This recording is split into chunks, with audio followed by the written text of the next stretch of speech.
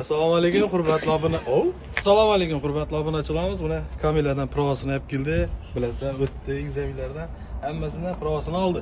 Kamila, tabriklayman. Rahmat. Yaxshi kunlarda ishlaysiz. Endi avtomaktab zo'r. Hammaga tavsiya etaman. O'qitgan domlalarga hammasini rahmat. Qo'l ko'rsat. Ko'rsat, qo'lni ko'rsat. Qo'l ko'rsat. Ko'rsating. Qog'ozni ko'taring. Yoshni ko'taring degan bo'lsa, qiziq bo'ladi. O'tdi.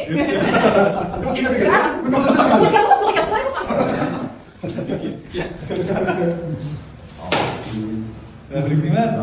O'tding-a? Молодец. Nechadanchi? 20. Voy, молодец.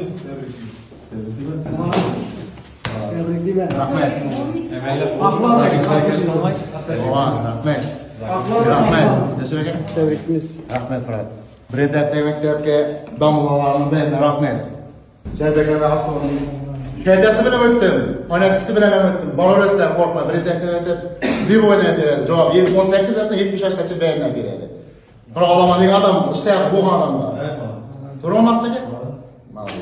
Tabriklaymiz. Turasiz. Ketdi. Ketdi.